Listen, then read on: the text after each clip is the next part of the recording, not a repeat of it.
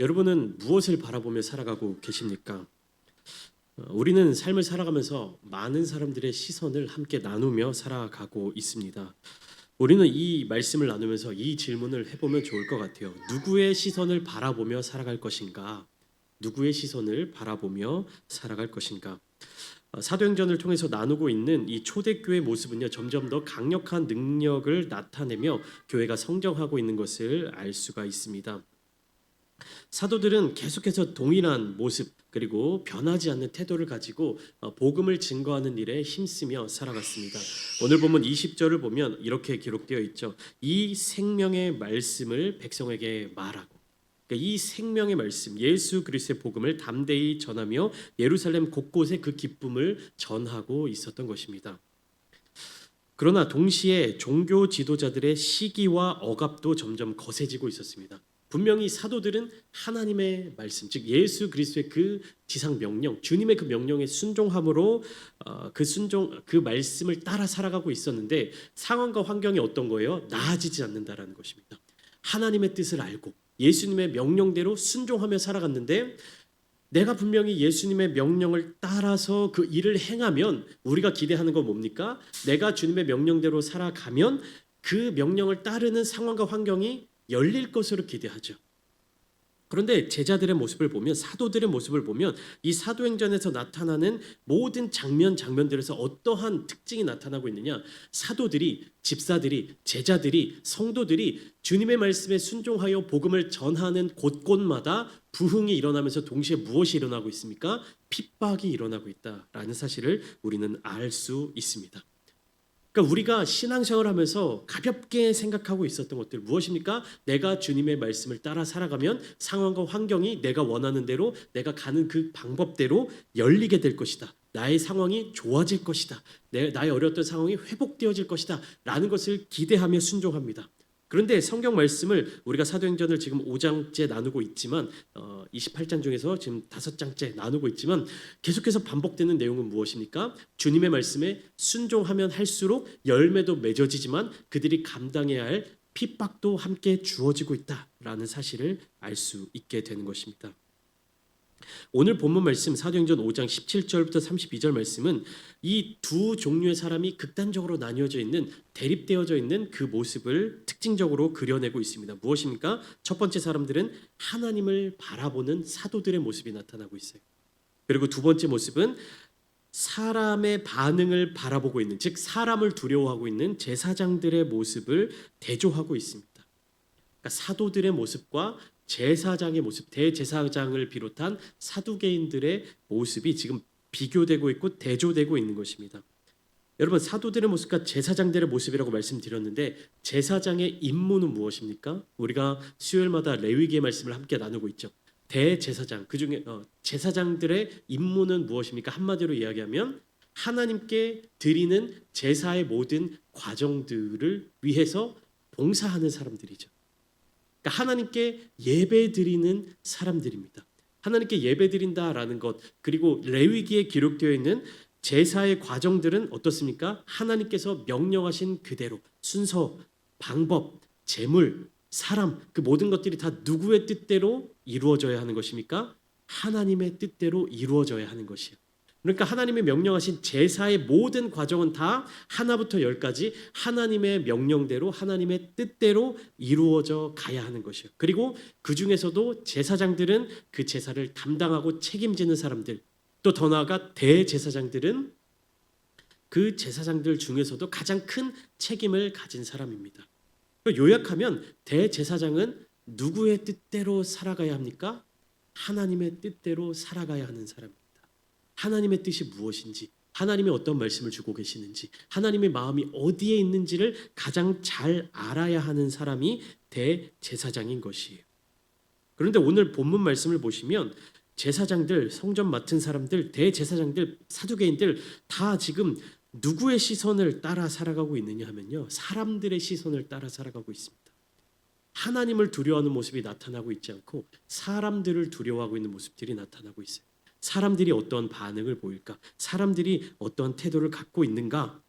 그것을 바라보며 살아가고 있는 모습이 지금 대제사장의 모습을 통해서 나타나고 있다는 것입니다.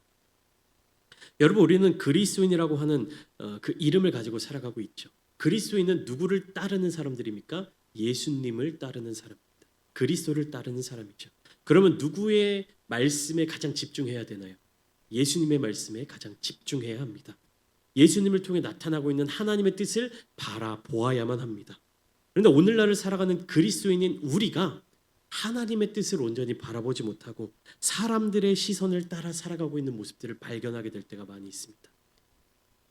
나의 이 모습이 예배자로서 이 곳에 모여 있는, 예배자로서 나의 삶의 자리 가운데 머물러 있는, 정말로 하나님의 자녀로서 예수 그리스도를 따라가는 그리스도인으로서 내가 정말로 하나님이 기뻐하시는 모습을 가지고 살아가고 있는가, 내가 정말로 예수님을 닮아가는 모습으로 살아가고 있는가를 고민하고 그것을 갖추기 위해서 노력하는 것이 아니라 사람들의 시선에 내가 어떻게 보여질까, 사람들이 나를 볼 때 어떤 생각을 할까, 사람들이 나를 판단할 때 어떻게 판단할까를 고민하고 그 시선에 휘둘리며 살아가는 그리스도인들이 너무나도 많다는 것이 우리에게 있어서 안타까운 부분입니다. 그리고 내가 그러한 그리스도인으로 살아가고 있지는 않은가? 말로는 그리스도인이다, 기독교인이다, 교회를 다니는 사람이다, 어떠한 사명을 갖고 살아가고 있다라고 고백은 하지만 내 마음속에서 하나님을 두려워하는 것보다도 사람의 시선을 두려워하는 모습은 있지 않은지 오늘 말씀을 통해서 함께 나누어 보고자 합니다. 사람을 두려워하는 자들과 하나님께 순종한 자들의 모습이 대립되고 있다, 대조되고 있다라고 말씀드렸죠. 오늘 보면 17절과 18절 말씀을 보시면 종교적 권위자들, 유대교의 지도자들은 어떠한 반응을 하고 있는지 먼저 17절에 이렇게 기록되어 있습니다. 대제사장과 그와 함께 있는 사람, 즉 사두개인의 당파가 다 마음에 시기가 가득하여 일어났다. 어떠한 모습에 대해서 반응하고 있는 것이냐면 사도들이 복음을 증거하는 일, 그리고 그 복음이 전해지는 곳곳마다 기적과 이적이 나타나고 그리스도인들로 회복되어 나타나는 일, 그리고 교회가 교회 공동체로서 함께 모여 예배하고 그 하나 되는 공동체를 이루어가는 그 모습들을 보면서 대제사장과 사두개인들의 반응은 어떻게 나타나고 있습니까? 시기심으로 나타나고 있습니다. 호기심도 아니고 혹은 그런 모습이 기쁨이나 관심의 영역이 아니라 무엇으로 나타나고 있다고요? 시기심으로 나타나고 있다는 것입니다. 그들은 하나님의 역사를 이해하지 못했고 자신들의 지위와 체면이 위협받는 것을 두려워했습니다. 결국 그래서 그 결과로 사도들을 감옥에 가두어두는 선택을 하게 되는 것이죠.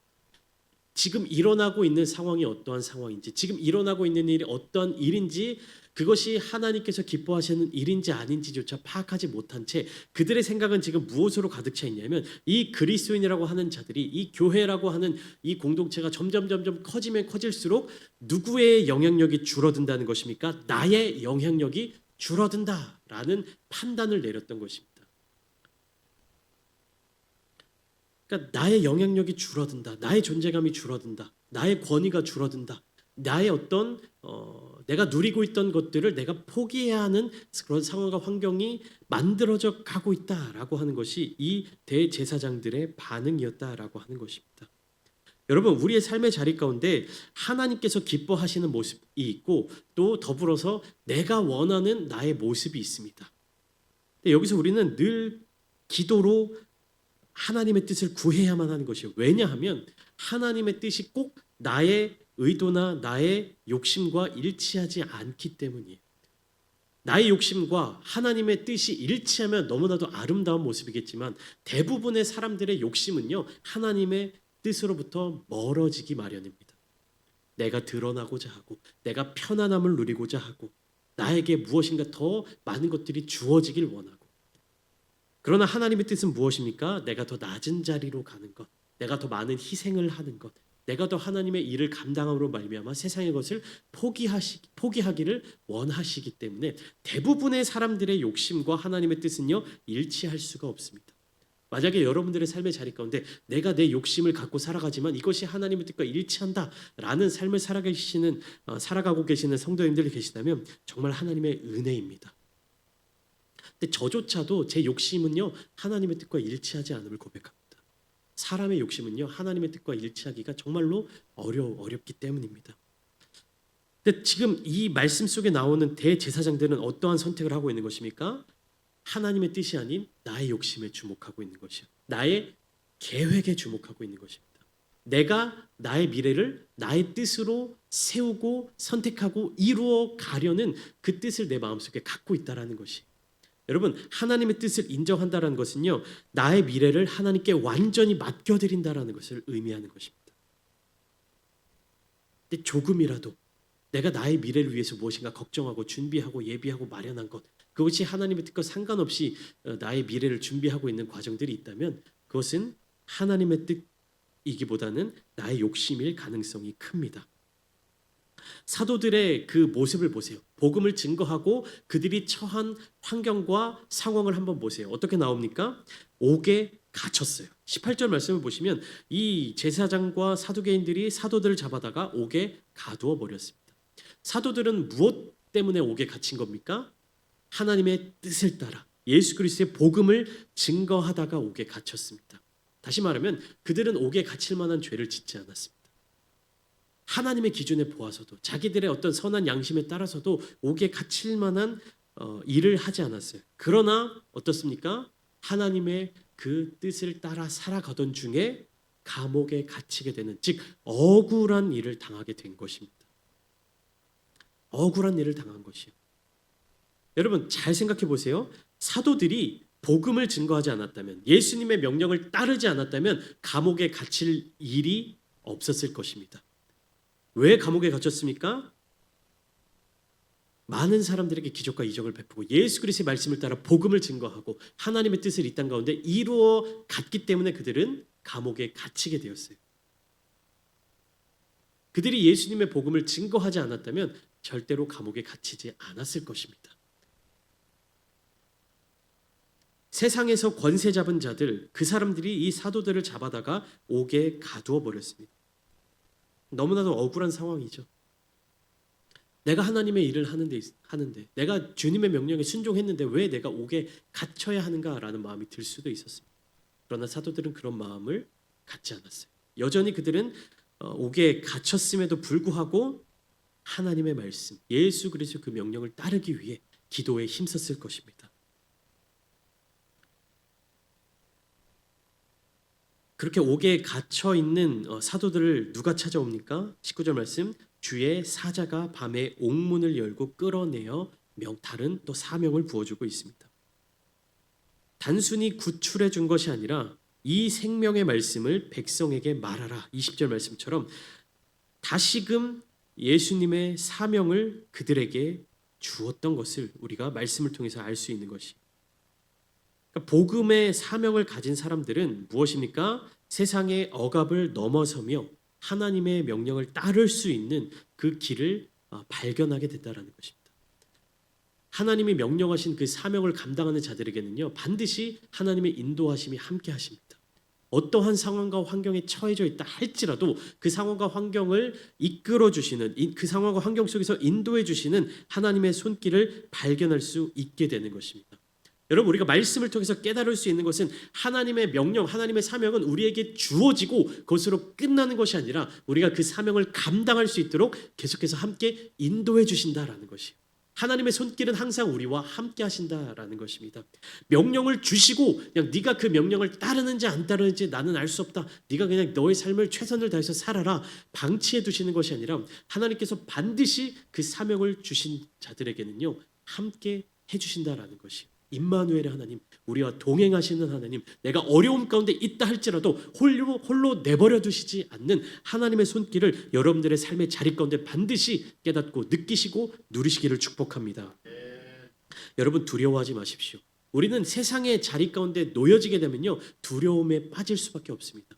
사도들이 지금 감옥에 갇혀 있습니다. 얼마나 두려웠겠습니까? 무서웠겠습니까? 인간적인 생각으로 얼마나 불안했겠습니까? 그러나 그들은요, 그 감옥 안에서 불안해하는 것, 두려워하는 것, 그렇게 공포에 질려 있는 것을 선택하지 않았습니다. 이 본문 속에서는 자세히 설명되어 있지는 않았지만 사도들은요, 분명히 옥에 갇힌 그 순간에도 하나님을 향해서 기도했을 것입니다. 기도를 쉬지 않았을 것입니다.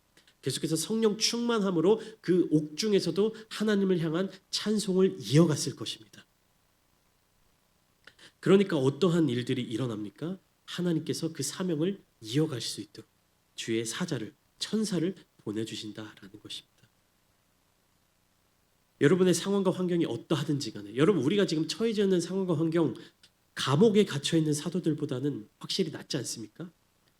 이 땅에서 우리의 삶이 얼마나 어렵고 힘들고 복잡하고 괴롭고 정말 고통이 가득한다 할지라도 여러분 감옥에 갇혀 있는 그 고통보다는 낫지 않습니까?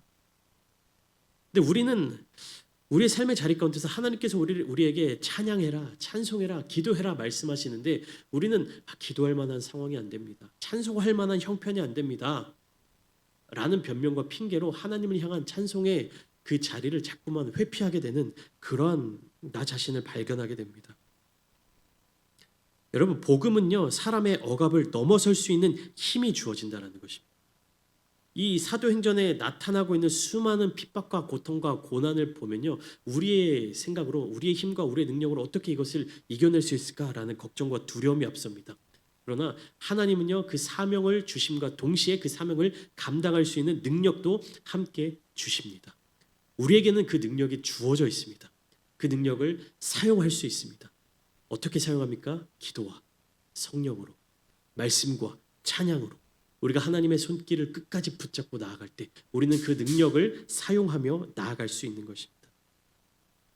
여러분 24절부터 28절까지 말씀을 보시면 어떠한 장면이 등장하고 있느냐? 성전 맡은 자와 제사장들이 이 말을 듣고 의혹하여 이 일이 어찌 될까 하더니라고 24절 말씀이 시작되고 있어요. 어떤 일을 두고 지금 의혹하고 있는 것입니까? 분명히 사도들을 감옥에 가두어 놨는데 옥에서 사도들을 보지 못했다라는 것이 분명히 감옥에 갇혀 있어야 될 그 사람들을 감옥에서 발견하지 못했다라는 것입니다. 억압받는 상황, 갇혀 있는 상황 속에 처해져 있어야 할 그 사도들을 발견하지 못했다라는 것이죠. 그러니까 어떻게 되는 겁니까? 의혹했다라는 것이 의심하고 뭐 이렇게 현혹되기도 하고 인간의 상식으로 인간의 능력으로 일어날 수 없는 일이 일어난 그 사실로 말미암아 혼란에 빠졌다라는 것입니다. 그런데 이 사람들의 그 다음 행동을 보면 재밌습니다. 25절 보면 사람이 와서 알리되 보소서 옥에 가두었던 그 사도들이 성전에서 백성을 가르치더이다. 그러니까 옥에 있어야 될 감옥에 갇혀 있어야 될 그 사람들이 성전에서 사람들을 가르치고 있다. 성전에서 사람들에게 복음을 전하고 있다라고 소식을 전해온 겁니다. 그러니까 어떻게 해요? 다시 잡아오는 거예요. 근데 이제 어떻게 하느냐?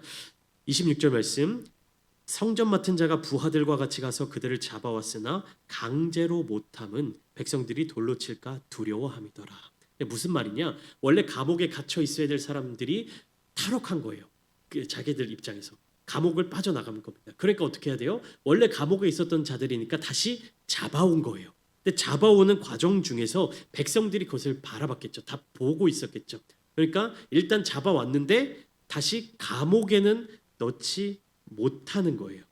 왜 그렇습니까? 백성들이 돌로 칠까 두려워합니다. 백성들의 눈치를 보고 있는 것이요. 지금 사도들은 어떻습니까? 복음을 증거하다가 감옥에 갇혔는데 주의 사자가 감옥에서 풀어주어서 다시 복음 전하는 일을 해라 했을 때 자신들이 감옥에 갇히게 된 그 일을 다시 나아가서 담대하게 행하고 있는 것이요. 복음을 전하다가 잡혀서 감옥에 갇혔으면 감옥에서 빠져나오게 됐을 때 어떻게 합니까? 내가 복음 전하다가 감옥에 갇혔으니까 이제 좀 복음을 살살 전해야지. 조금 잠잠해질 때까지 복음을 전하지 말아야지 라는 생각을 갖는 게 아니라 더 복음을 증거하는 일에 힘썼습니다. 그런데 대제사장 측의 사람들은 어떻습니까? 이 사람들이 복음을 전하는 일 때문에 감옥에 가두어뒀고 탈출했다라는 소식을 듣고 다시 잡아왔는데 감옥에 쉽게 가두지 못하고 있어요. 왜요? 사람들에게 돌로 맞을까 봐. 그래서 그들을 끌어다가 27절 공회 앞에 세우고 신문하기 시작합니다. 야, 너네 왜 지금 복음을 전하고 있냐? 왜 예수의 가르침을 그렇게 전하고 있느냐? 이렇게 묻고 있어요. 지금 이 분위기가 이해가 되죠. 28절 말씀 그 사도들을 잡아다가 이 공회 앞에 세워놓고 신문은 하고 있는데 되게 조심조심 물어보고 있는 겁니다. 우리가 이 이름으로 사람을 가르치지 말라고 엄금하였으되 너희가 너희 가르침을 예루살렘에 가득하게 하니 이 사람의 피를 우리에게로 돌리고자 함이로다. 이렇게 이야기하고 있어요. 이게 무슨 말이냐? 야, 내가 너네들한테 예수에 대한 그 가르침 전하지 말라고 얘기했잖아. 그런데도 니네가 계속 예수에 대한 가르침을 전하는 이유가 뭐야? 우리가 예수를 억울하게 죽였다고 지금 너네 우리 원망하고 있는 거지. 우리 지금 이 사람의 억울한 피를 우리한테 책임지게 하려고 하는 거지라고 묻고 있는 겁니다. 지금 이 28절의 말씀을 보면 이 대제사장과 이 사두개인들의 태도가 어떤 겁니까? 예수의 죽음에 대한 책임을 지고 싶어 하지 않는 것. 그리고 사도들을 잡아다가 신문하고 그들을 옥에 가두는 것에 대한 책임도 지고 싶지 않은 거예요. 그러면서 뭐 하고 싶은 겁니까? 예수를 따르는 사람들이 더 이상 늘어나지 않기를 원하고 있는 거예요. 예수를 따르는 사람들이 늘어나면 어떻게 되기 때문에? 나의 영향력이 줄어들기 때문에. 그러니까 얼마나 비겁한 모습입니까? 담대하게 유대교의 어떤 제사의 문화, 제사장으로서 권위를 담대하게 선포하고 선언하고 강하게 나간 것도 아니라 어떻게 하는 거예요? 예수의 이름을 전하는 자들을 잡아오는 것, 그들을 전하지 못하게 압력을 가하는 것, 그리고 이 예수의 피에 대해서 우리에게 지금 그 책임을 돌리고 있는 거냐라고 신문하는 것, 그런 태도를 가지고 있는 것입니다. 한마디로 이야기하면 사도들은요, 복음 앞에서 담대한 자세를 가지고 있습니다. 29절 말씀 정확하게 나오고 있죠. 베드로와 사도들이 대답하여 이르되 사람보다 하나님께 순종하는 것이 마땅하니라. 다시 말하면 사람의 시선을 눈치 보는 것이 아니라 하나님의 명령을 담대히 순종하는 것이 우리의 책임이다라고 선언하는 것입니다. 반면에 대제사장들과 사두개인들은 어떻습니까? 사람들의 눈치를 보면서도 자기 욕심을 내려놓지 못하고 있는 것입니다. 사도들은 하나님의 명령, 하나님의 말씀에 순종함으로 그 순종의 과정으로 자기의 욕심을 내려놓고 자기의 마음을 내려놓고 하나님의 뜻에 순종하는 반면 대제사장과 사두개인들은 어떻습니까? 자기의 욕심을 채우고자 하면서도 사람들의 시선 때문에 함부로 하지 못하는 어정쩡한 자세를 갖고 있는 것이에요. 여러분 누가복음 12장 4절부터 5절의 말씀은 이렇게 기록되어 있습니다. 내가 내 친구 너희에게 말하오. 예수님의 말씀이에요. 몸을 죽이고 그 후에는 능히 더 못하는 자들을 두려워하지 말라. 마땅히 두려워할 자를 내가 너희에게 보이리니 곧 죽인 후에 또한 지옥에 던져넣는 권세 있는 그를 두려워하라. 내가 참으로 너희에게 이르노니 그를 두려워하라 라고 이야기하고 말씀하십니다. 사도들은 예수 그리스도의 십자가와 부활, 회개와 용서, 성령의 증언까지 하나님의 뜻을 다 전하고 있습니다. 그들은 단지 말씀을 전할 뿐만 아니라 복음의 증인으로서의 삶을 살아갔던 것이. 여러분 사도행전 5장의 핵심은요, 권력과 복음의 대립이 아니에요. 어떤 세상과 복음의 대조가 아닙니다. 이것은 사람의 뜻과 하나님의 뜻 가운데 무엇을 따를 것인가에 대한 영적 선택의 기록인 것입니다. 오늘날을 살아가는 우리들에게 있어서요, 예수님을 믿는다고 해서 혹은 그 복음을 증거한다고 해서 어떤 감옥에 가거나 하는 핍박이 있지는 않습니다. 그러나 우리들의 삶의 자리 가운데, 저와 여러분들의 삶의 자리 가운데 하나님의 뜻을 따를 것이냐, 사람의 뜻을 따를 것이냐, 즉 하나님의 기준대로 살아갈 것이냐, 사람의 기준대로 살아갈 것이냐, 하나님의 스펙을 쌓을 것이냐, 사람의 스펙을 쌓을 것이냐 하는 선택이 계속해서 주어지고 있다는 것입니다. 여러분은 어떤 뜻을 따르며 살아갈 것입니까? 지금은 예수님을 믿는다고 해서 막 핍박을 받거나 감옥에 갇히지는 않아요. 그러나 나의 행동의 선택권이 나에게 달려 있는데 그 행동의 선택을 하는 그 근거가, 그 기준이 어디에 있느냐? 사람들에게 있느냐? 하나님에게 있느냐? 사람들의 칭찬에 있는 행동은 우리가 반복할 수 있습니다. 그러나 사람들의 원망과 사람들의 질투와 사람들의 시기와 사람들의 미움이 가득한 그 자리 가운데 우리가 순종으로 행동하기는 정말로 어렵다는 사실을 우리 너무나도 잘 알고 있죠. 여러분 우리가 예수님을 믿을 때 너 정말로 예수님 잘 믿는구나. 야, 너 예수님을 믿는 것이 정말로 복되다. 너가 정말 예수님을 믿는 사람이라서 난 너무 기뻐. 이런 응원의 메시지를 듣는다면 우리는 더 신나서 신앙생활을 할 수 있겠죠. 그런데 저와 여러분들의 삶의 자리 가운데 너 교회 다니지 마. 너 뭐 뭐하러 예수 믿어? 뭐하러 그렇게 헌금 생활해? 뭐하러 그렇게 신앙 생활해? 뭐하러 시간을 다 투자해서 그렇게 교회 막 나가? 주일에만 나가면 되지. 아니 주일에도 뭐하러 나가? 평일에 새벽에 저녁에 뭐하러 그렇게 예배드려? 내 주변에 내 가족들이 그런 말을 나에게 할 때 여러분들은 어떤 결정을 내실 수 있겠습니까? 그런 상황 환경 속에서도 예수님의 마음, 하나님의 뜻을 붙잡고 나아가실 수 있으십니까? 여기에 모이신 저와 여러분들 하나님께 순종하는 마음으로 주님을 사랑하는 마음으로 예배 자리를 찾아오신 줄 믿습니다. 사람들의 시선이 아니라 하나님의 시선을 의식하시는 성도인 줄 믿습니다. 나의 지금 말과 행동, 나의 지금 태도, 내가 지금 미래를 바라보는 그 기준은 하나님의 뜻에 있어야만 하는 것입니다. 나의 신앙, 나의 믿음, 나의 비전은요 사람의 비난을 두려워해서는 안 됩니다. 하나님을 찬양함으로 말미암아 우리의 고백이 입술을 통해서 나타나야만 하는 것입니다. 하나님은 지금도 우리에게 묻고 계십니다. 사람보다 나에게 순종하는 것이 마땅하지 않냐? 베드로와 사도들의 고백처럼 29절의 고백처럼 사람보다 하나님께 순종하는 것이 마땅합니다. 오늘 이 시간 여기에 모인 저와 여러분들은 바로 이러한 고백을 하는 거룩한 성도들이 되기를 소망합니다. 사람보다 하나님께 순종하는 이 시간 되기를 주님의 이름으로 축원합니다.